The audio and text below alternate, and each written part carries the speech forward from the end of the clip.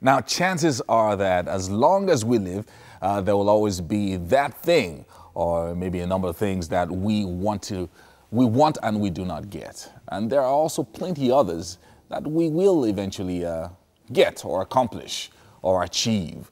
Abiola, the champ, Salami, is here to talk to us about counting our blessings and finding happiness with what we have, no matter how little, especially during this Christmas season. As we approach the new year, people are thinking about, looking through the year from January to December. What have I achieved? Did I get everything I wanted? I had this long list of things that I wanted this year. And maybe I wanted a car or my own house. I wanted to get married. I wanted to pass my exam. Maybe I'm writing my CFA or ICANN for the 5th time. So a lot of things that lots of people wanted to achieve. Some achieved some, others, maybe failed here and there and all of that. Why is it still important to be thankful? It's important to be thankful. It's important to be grateful because, one, we have breath in our nostrils. And that is very important. No matter what you've not achieved, the fact that you are still alive and well, it means you can properly position yourself to the future and look at how to even make life better for yourself. So it is a time to be grateful. It's a time to show gratitude. It's a time to be thankful. Somebody was saying to me 2 days ago that he lost a lot of money and was complaining. And while he was complaining, a third person joined us and was talking about the loss of a good friend who had made a lot of money in the course of the year. And then so we turned that to a conversation that, okay, here you are complaining about what you've not made this year. Here this gentleman comes to tell us about somebody who made a fortune in the year, but it's no more alive. So it's important to be grateful. The fact that we have breath in our nostrils and we're still alive, we should be grateful. And this is what I think about showing gratitude. Gratitude helps us to make sense of our past. It helps us to bring peace for today. Then also it creates a vision for tomorrow. Now make sense of the past because there are things you've achieved. I mean, if you want to look at it very well, the year has not been all bad, but we have a way of exaggerating things, and so 2 things went bad, but there are other things that you should be grateful for. One is breath in your nostrils. When you think well, you can be more thankful. Now, one of the things that I know people, it's easy for most people is when they say, I'm grateful to God, or I'm thankful to God for, like you said, having breath in my nostrils. But being thankful to other people is more difficult because sometimes you might say, my uncle should have done more for me, or this person could have, you understand? So that's more difficult than just being thankful to a God that you cannot see. So how do we ensure that we're also thankful to people as well? Okay, great. Now it's important for all of us to know that nobody owes us anything. Right. Not your father, not your uncle. And so if they've supported you in a way, it is important to be thankful to them. This is a time to do away with entitlement mentality that most people have. So it's important to be thankful, to appreciate people who have contributed something to your life. It's may not been that they've given you $100 million, but they've said a good word about you. They've supported you. They've encouraged you in a way. It's good that you appreciate them, be thankful to them this period. And, because of pride, it's human nature to want to feel that whatever you achieved it on your own. Yes. But it is not possible for you to have achieved whatever you've achieved on your own. So there are people that supported you as a boss, your team members, as the man in the house, your wife and your children, and even as the wife, your husband and your children, your siblings. I mean, be thankful to people. 2 weeks ago, we had a program, and at the end of that program, I told everybody in the audience to rise. I told all my team members to sit. And I told all the audience members to turn around and applaud the people on the team. And so somebody asked me later on that, why would you have to do something like that? I said, because this thing that happened, it is less of me, it is more of them that made it happen. And the kind of zest that these people experience by appreciating them, I mean, I'm still repeating the ROI on that, the return on the investment on that. So it's important to appreciate people.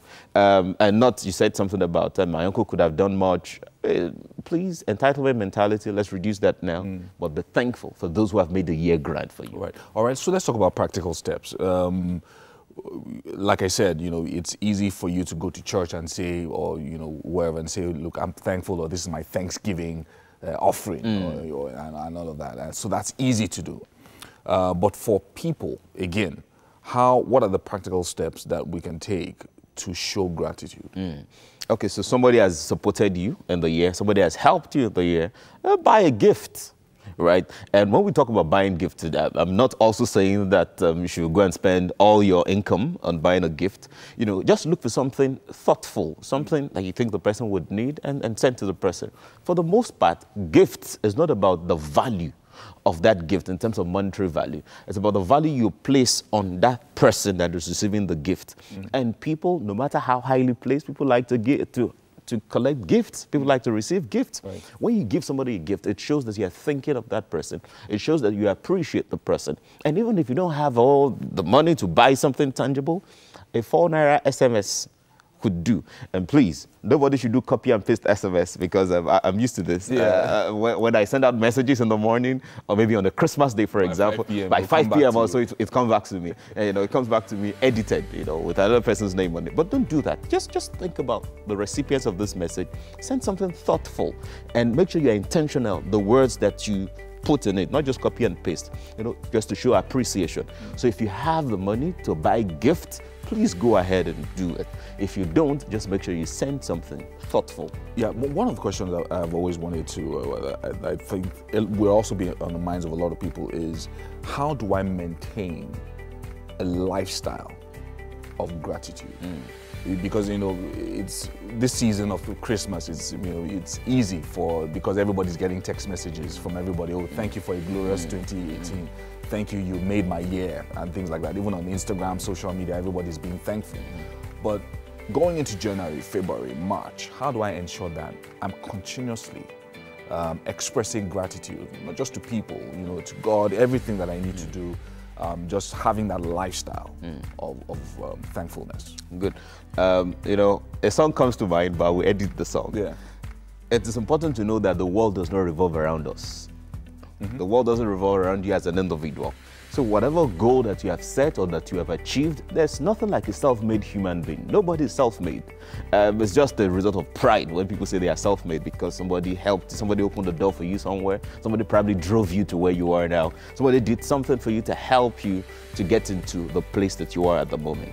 So the way to maintain a lifestyle of gratitude is to always know that it is all about people helping me. It's all about people working together to achieve something great together. It is not just about you. The world doesn't revolve around you. And it's not, and we should not be self-centered. We should not be selfish. We should not be self-conceited, thinking that it's all about me and me and me and me. No. In fact, the least words we should be using going into 2019, words like I, me, myself, you know, we want to do away with it. Yeah. We want to be more open to people. We want to use the words like we, right, just to show that it is not just about you. And if you think that you are pursuing things alone and you are alone doing things alone, you are still not the only one, because there will be somebody somewhere that is opening the door for you. You may not get all that you want, but you are getting some things. And it's important to appreciate God and to be grateful to the people around you as well. I love it. I mean, this conversation is really, it's the kind of conversation that we're having that lots of people need, because they just feel, maybe I should start counting my blessings. Maybe I should start looking at areas where I should be more grateful. You know, more grateful to my children, for instance, or more grateful to my wife or my husband or whatever. Now, as we round off, let's talk about the year 2018, the fact that people are trying to find a balance. You had a conversation with your friend where he was talking about the fact that he lost money, and then somebody else came and talked about the fact that they lost a friend. How do you create a balance with what you have achieved in a year and what you might have lost and still be thankful at the end of the day? Okay, so we achieve some things, we don't achieve some things. For what we achieved, let us be thankful and be grateful. For the things we don't achieve, let us look at the lessons from it. It's not just enough to say that I lost money. It's not just enough to say that I lost my health. Why did this happen? What are those things that I could have done right that I did not do right?